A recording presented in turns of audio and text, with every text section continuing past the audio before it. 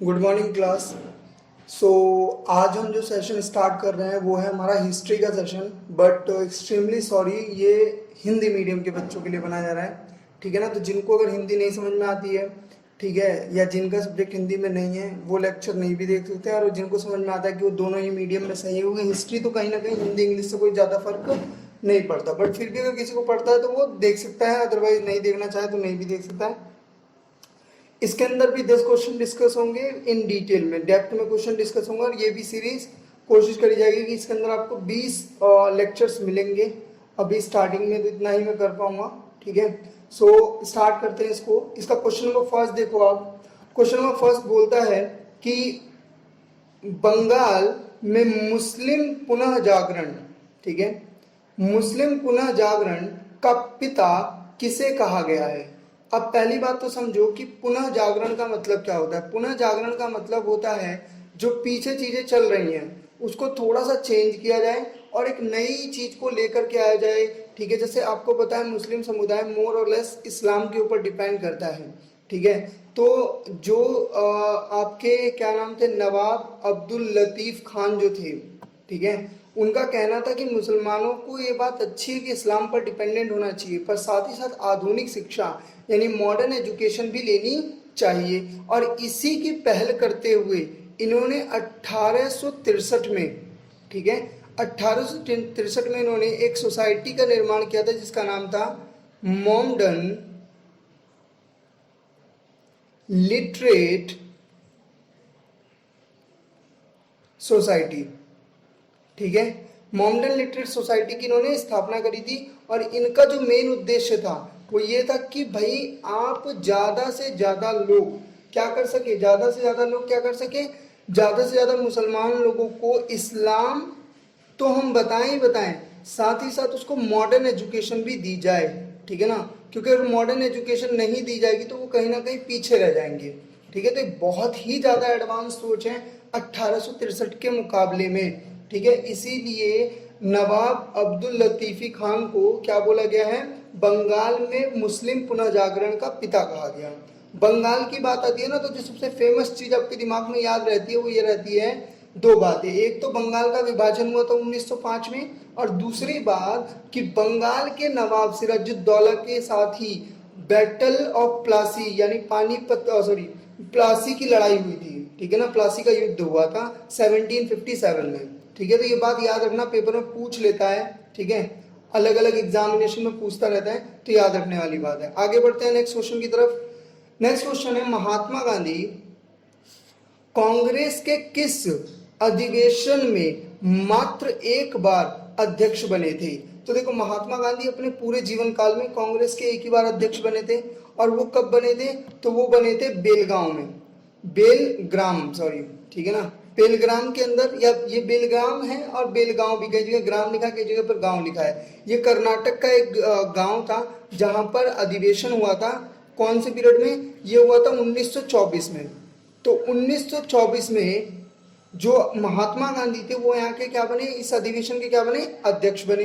अब इसमें कुछ बातें आपको समझनी है जो सबसे इंपॉर्टेंट है। पहली बात कि आपका कांग्रेस, सो कांग्रेस के जब गठन की बात आती है तो ये बात ध्यान रखना कि कांग्रेस का जो गठन है वो हुआ 28 दिसंबर 1885 में। और साथ ही साथ इसको स्थापित किया था A.O. ह्यूम ने। ठीक है ना, ये स्कॉटलैंड के रहने वाले थे, सिविल सर्वेंट थे, और इन्होंने इसकी क्या करी थी, स्थापना करी थी। और क्योंकि जो कांग्रेस था, ये जो हम बोलते हैं भारतीय राष्ट्रीय कांग्रेस जो था, इसकी स्थापना ने बहुत बड़ा योगदान अदा किया, क्योंकि एक ऐसा प्लेटफॉर्म बन गया, मंच बन गया, जहाँ पे सब लोग अपनी बात कर पा रहे थे, रख पा रहे थे कि आखिर भारत में चाहिए क्या, हमें आखिर किसके खिलाफ लड़ रहे हैं। क्योंकि हमें 1857 तक तो हमें यही नहीं पता था ना कि भाई हम लड़ किसके खिलाफ रहे। जब भी तो 1857 का जो विद्रोह हुआ वो कहीं ना कहीं ऐसा ही रह गया, क्योंकि सब अपनी अपने पर्सनल ऑब्जेक्टिव को लेकर चल रहे थे। बट यहाँ पर एक टीम बिल्ड हुई, हर राज्य से लोग आ रहे हैं, बात कर रहे हैं, जिससे क्या हो पा रहा था, चीजें खुल करके सामने आ पा रही थी। अच्छा, महात्मा गांधी जी के बारे में अगर हम बात करते हैं तो याद रखने वाली कुछ बातें हैं। एक तो महात्मा गांधी जी, आपको पता है कि साउथ अफ्रीका में रह रहे थे, तो 9 जनवरी को वापस आए थे। 9 जनवरी 1915 को भारत वापस आए थे, और इसी को प्रवासी दिवस के रूप में भी मनाया जाता है। साथ ही साथ महात्मा गांधी को राष्ट्रीय पिता बोला गया, ठीक है, राष्ट्रीय पिता बोला गया। और राष्ट्रीय पिता बोलने के बोला किसने था, तो याद रखना राष्ट्रीय पिता बोला था सुभाष चंद्र बोस ने, ठीक है ना। सुभाष चंद्र बोस ने क्या बोला था, इनको राष्ट्रीय पिता का दर्जा दिया था, एक रेडियो शो के द्वारा बात करते वक्त, ठीक है ना, वहां से संबोधित किया था, तो याद रखना। और बापू कहा था पंडित जवाहरलाल नेहरू ने। आगे बढ़ते हैं नेक्स्ट। भारतीय क्रांति का पिता किसे कहा जाता है, तो देखो भारतीय क्रांति, या मैं ये कहूं कि क्रांति वर्ड से यहाँ पर सबसे बड़ा इंपॉर्टेंट पॉइंट है कि जो एग्रेसिवनेस था, क्योंकि कहीं ना कहीं 1905 से पहले पहले ना चिट्ठियां लिखी जा रही थी, बड़े प्यार से मनाते थे कि बाबूजी थोड़ा सा ये कर दो, बाबूजी थोड़ा सा वो कर दो। बट जब बाल गंगाधर तिलक की एंट्री हुई, ठीक है, तो बाल गंगाधर तिलक के थोड़े से स्टैंड एग्रेसिव थे, थोड़े से वो मतलब एग्रेसिव नेचर के थे। वो कहते थे ऐसे मतलब हाथ पैर क्यों जोड़े हम किसी के यहाँ, हम अपने देश में हैं और आप बाहर से आए हो तो आपको बाहर जाना पड़ेगा। तो बाल गंगाधर तिलक को कहीं ना कहीं भारतीय क्रांति का पिता कहा जाता है। अच्छा, बाल गंगाधर तिलक को लोकमान्य के नाम से भी जाना जाता है, ये याद रखने वाली बात है। और दूसरी बात ये है, इनका जो सबसे बड़ा योगदान रहा वो रहा 1914 में इन्होंने क्या करा, होम रूल लीग की स्थापना करी थी, ठीक है। अब कोई मुझे मत कह देना सर एनी बेसेंट ने वर्ल्ड वाइड करी थी, बट इन्होंने होम रूल लीग की स्थापना करी थी, लीग की स्थापना करी थी। और ये जो लीग थी ये किसकी मांग कर रही थी, ये बोल रही थी स्वराज, इनका जो उद्देश्य था वो याद रखना, स्वराज मेरा जन्म सिद्ध, ठीक है, जन्म सिद्ध अधिकार है। भाई हम बिनती नहीं करेंगे आपसे, हाथ पैर नहीं जोड़ेंगे, ठीक है ना, हम आपकी थूक पे मार के छीन लेंगे, ठीक है, ये कहना था इनका। ये नहीं कहना कि आओ हम आपसे क्या करेंगे कि आपसे मतलब हमें विनती कर रहे हैं और नहीं भाई हमें प्लीज मतलब कुछ जगह दे दो, ऐसा कुछ नहीं था, ठीक है ना। और ये याद रखना होम रूल लीग की जो हेडक्वार्टर था एक तरीके से वो कहाँ था, बेलगांव में। ये वही बेलगांव है जहाँ पे भी मैंने पीछे बात करी थी, ठीक है, कर्नाटक के अंदर स्थित है।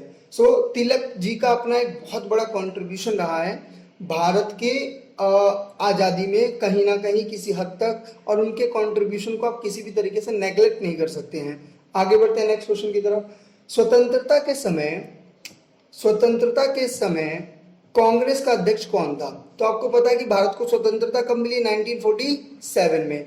और ये जो अध्यक्षता है ये 1946 से लेकर के और नवंबर 1947 तक ये अध्यक्षता बनी रही। और ये अध्यक्ष कौन थे, जे बी कृपलानी थे। उसके बाद इन्होंने अपना रेजिग्नेशन लेटर दिया और उसके बाद बने डॉक्टर राजेंद्र प्रसाद। तो याद रखना स्वतंत्रता के समय कौन थे, जे बी कृपलानी। और उस समय का अधिवेशन कहां पर हुआ था, उस समय का अधिवेशन हुआ था मेरठ में, ठीक है, मेरठ के अंदर। और इसी अधिवेशन में अगस्त प्रस्ताव पारित किया गया था, ठीक है, ठीक है, याद रखना। ये थोड़ा सा लिखने में नहीं हो पा रहा क्योंकि पेन बहुत बेकार चल रहा है, इसकी निब थोड़ी सी टूट गई है, ये ठीक हो जाएगा तो फिर कुछ सही हो जाएगा फिर से वापस। तो जे बी कृपलानी का नाम याद रखना। और आपको डॉक्टर राजेंद्र प्रसाद के बारे में तो याद रखने की वैसी बहुत बड़ी बात नहीं है, ये कॉन्स्टिट्यूशनल असेंबली के भी हेड थे, संविधान सभा के भी हेड थे। और जब भारत स्वतंत्र हुआ तो पहले भारत के राष्ट्रपति भी बने थे। आगे बढ़ते हैं नेक्स्ट। स्वदेशी का प्रस्ताव कांग्रेस के किस अधिवेशन में पारित किया गया, तो वर्ड समझते हैं पहले तो। स्वदेशी का मतलब है कि भारत में ही निर्मित वस्तुओं का उपयोग करेंगे और किसी भी चीज का उपयोग नहीं करेंगे, बहिष्कार करेंगे बाद बाकी सभी चीजों का। तो ये गुस्सा जो निकल के आया कि भाई हम किसी भी बाहरी चीज का उपयोग नहीं करेंगे, क्योंकि क्या हो रहा था, हमारे यहाँ से कच्चे माल को ले जाते थे, वो उसको तैयार करते थे ब्रिटिश ईस्ट इंडिया में यानी ब्रिटिश में जाकर के, और देन उसको ला करके फिर हमें ही बेचते थे, ठीक है ना। तो सिर्फ प्रॉफिट बना रहे थे, हमारा कोई बेनिफिट नहीं हो रहा था। उस चीज को कहीं ना कहीं हम क्या कर रहे थे, मना कर रहे थे, हम सारी स्वदेशी चीजों को छोड़ रहे थे। और ये जो काम हुआ ये हुआ कब, 1880 सॉरी ये जो काम हुआ वो कब हुआ आपका, कहाँ गया, कोलकाता अधिवेशन 1906 में। कोलकाता का जो अधिवेशन आया 1906 में, इसके अंदर स्वदेशी का प्रस्ताव पारित किया गया कि जो भी चीज होगी अब सारे अपने देश की होगी, ठीक है ना, मेक इन इंडिया उस समय का मान लो आप एक तरीके से। और ये बात समझ लेना कि जो भाई साहब इसमें जो अध्यक्ष थे वो थे आपके कौन, दादा भाई नारोजी। हाँ जी, ये वही हैं जिन्होंने एक तो नेशनल इनकम की क्या करी थी, गणना करी थी, राष्ट्रीय आय की गणना का श्रेय इन्हीं को जाता है और इनको क्या बोलते हैं, ग्रेट ग्रैंडफादर, ठीक है ना। अच्छा, ग्रेट ग्रैंड ओल्ड मैन भी बोलते हैं इनको। ये भी याद रखना कि जो कांग्रेस का दूसरा अधिवेशन हुआ था कब, 1886 में, उस समय पहली बार कोई पारसी क्या बना था, अध्यक्ष बना था। और वो प्रथम अध्यक्ष बनने वाले थे कौन, वो थे आपके दादा भाई नारोजी, ठीक है ना। तो दादा भाई नारोजी का भी एक बहुत बड़ा योगदान है, नेशनल इनकम में योगदान है, ठीक है ना। और भारत में जो कांग्रेस का जो नाम है, ठीक है, वो भी इन्हीं के द्वारा सजेस्ट किया हुआ है, ठीक है। आगे बढ़ते हैं नेक्स्ट, सत्य शोधक समाज, ठीक है। सत्य शोधक समाज की स्थापना किसने की थी, तो याद रखना इसकी स्थापना का जो श्रेय है वो जाता है किसको, इसकी स्थापना करी थी ज्योतिबा फूले ने, ठीक है। ज्योतिबा फूले ने इसकी स्थापना करी, क्योंकि ज्योतिबा फूले जो थे ना वो कहीं ना कहीं ब्राह्मण की जो आपका क्या नाम है हायरार्की होती है, जिसमें ब्राह्मण सबसे ऊपर होता था, फिर क्षत्रिय, फिर शूद्र, इस तरीके से उस हायरार्की के विरोध में थे, ठीक है ना, जाति प्रथा के विरोध में थे। और उससे भी ज्यादा जो होती है ना, क्या बोलते हैं उसको, ढकोसले होते हैं, उसके विरोध में थे, ठीक है। इस स्थापना इसकी हुई थी, इसकी जो स्थापना की गई वो की गई थी 1873 में।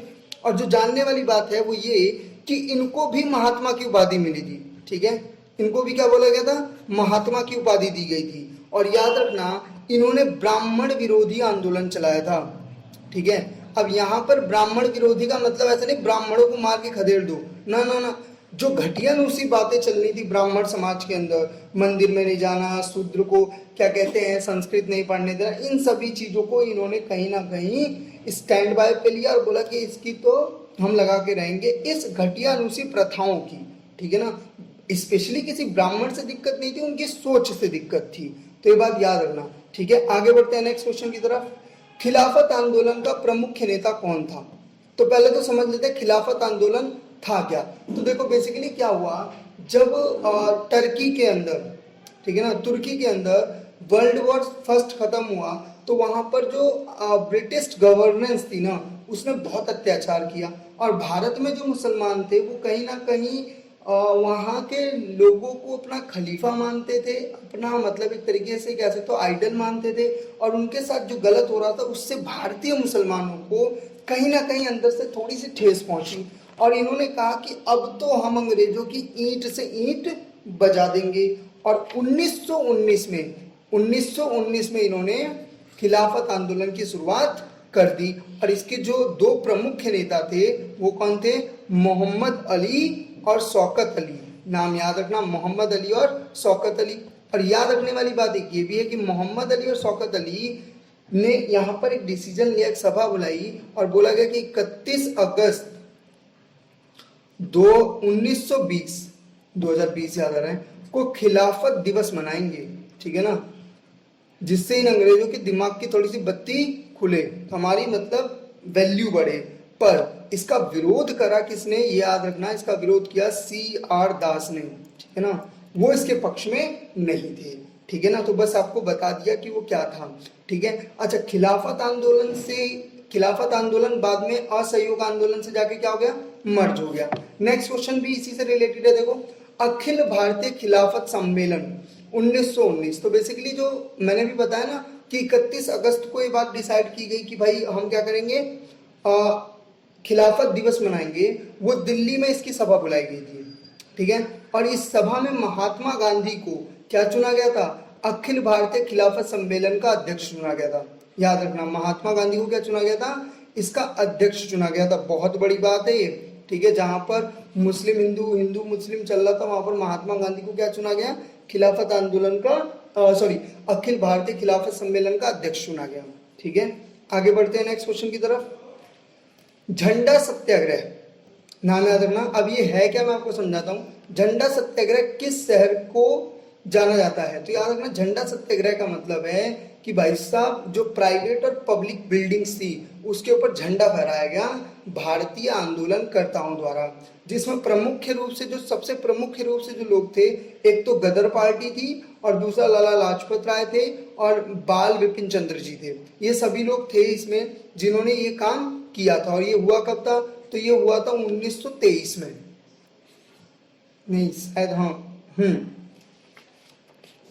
हाँ 1923 में। और कहाँ पर शुरुआत इसकी हुई थी? नागपुर से, बाद में पूरे देश में फैला था, इसीलिए इसे झंडा सत्याग्रह के नाम से जानते हैं। आगे बढ़े नेक्स्ट। आज की क्लास का लास्ट क्वेश्चन है, 1907 में कांग्रेस का विभाजन गर्म दल और नरम दल में किया गया और किस अधिवेशन में हुआ? तो आपको पता है कि दो दल बट गए थे। कब? 1907 के अंदर। कब? गरम दल और नरम दल। एक दल जो था जो प्यार भरी चिट्ठियां लिखता था ब्रिटिश गवर्नमेंट को, एक था जो बम फेंकता था। तो वो नरम दल था जो चिट्ठियां लिखता था, और गरम दल जो बम फेंकना, गोलियां मारना, मतलब अंग्रेजों की ईंट से ईंट बजा देंगे। पर ये अलग हुए क्यों? बेसिकली इसका जो कलेश स्टार्ट हुआ वो हुआ सूरत में। अधिवेशन बुलाया गया था 1907 में सूरत में एक अधिवेशन बुलाया गया, जिसमें जो अध्यक्ष बनना था, जिस अध्यक्ष की जो मांग की गई थी वो की गई थी लाला लाजपत राय की। पर बना किसको दिया? डॉक्टर, याद रखना, सूरत अधिवेशन के कौन बने थे? डॉक्टर रास बिहारी, ठीक है, बिहारी घोष को बना दिया गया। और इस चक्कर में पूरा कलेश हो गया, बोला कि हम खेलेंगे ही नहीं। और ये नरम दल और गरम दल क्या हो गया? अलग हो गया। और ये कौन से अधिवेशन में हुआ? सूरत के अधिवेशन में हुआ। और इसके अध्यक्ष कौन थे? डॉक्टर रास बिहारी घोष। और इस विभाजन का कहीं ना कहीं जो क्रेडिट जाता है या जो जिम्मेदार है वो भी डॉक्टर रास बिहारी घोष की अध्यक्षता ही है। अच्छा, ये इससे पहले भी एक कांड हो गया था, वो हुआ था 1905 में बंगाल का विभाजन। ठीक है, तो बंगाल को विभाजित करने के पीछे अंग्रेजों की वही चाल थी, डिवाइड एंड रूल। क्योंकि अंग्रेज इस बात को जानते थे कि अगर भारत बंगाल के साथ जुड़ा रहा तो ये एक बहुत बड़ी पावर बन जाएगा और कहीं ना कहीं हमारी सत्ता को खत्म कर देगा। तो उन्होंने एक अपना ट्राई किया कि बंगाल को विभाजित करते हैं एंड देन हम क्या कर सकेंगे, भारत पर और लंबे समय तक राज कर पाएंगे। इसी पॉइंट को समझने के लिए इस बात को ध्यान में रखना कि जब भी कोई भी व्यक्ति किसी भी समाज के अंदर फूट डालता है, कोई पॉलिटिकल पार्टी फूट डालती है, तो उसका उद्देश्य उस पर राज करना होता है। क्यों? क्योंकि कलेक्टिव पावर पे राज कर पाना बड़ा मुश्किल है। हाथी एक बार में नहीं खा सकता ना आदमी, तो पूंछ से शुरू करेगा। उसी तरीके से भारत जैसे देश में जहाँ इतनी विभिन्नता है, इतनी कल्चर है, वहां पर सभी का मत तो एक जैसा कभी हो ही नहीं सकता है। ठीक है, और यही हमारी ब्यूटी है। पर इसका कुछ लोग फायदा उठाते हैं। अब आज भी देख रहे हो मॉब लिंचिंग जैसी चीजें होती हैं। ठीक है, कहीं हिंदू समाज, कहीं मुस्लिम समाज, कहीं हर व्यक्ति, हर वर्ग के साथ कुछ ना कुछ गलत हो रहा होता है। और इसी का कुछ पॉलिटिकल पार्टीज फायदा उठाने की कोशिश करती हैं, कुछ व्यक्ति विशेष फायदा उठाने की कोशिश करते हैं। इसलिए हमारी सूझबूझ हिस्ट्री पढ़ने का यही बेनिफिट है कि हम पीछे से सीख लें कि आखिर जो पीछे हुआ वो हमें किस प्रकार से प्रभावित कर रहा है। ठीक है ना। सो इसी के साथ आज के लेक्चर को यहीं पर खत्म करते हैं। अगर आपको कोई डाउट हो तो आप इसे कमेंट सेक्शन में बता सकते हो। कोई चीज़ ऐसी जो आपको समझ में ना आई हो तो बताना। इन क्वेश्चन को रिपीट कर लेना। नेक्स्ट क्लास में हम नेक्स्ट क्वेश्चन को डिस्कस करेंगे। Take care.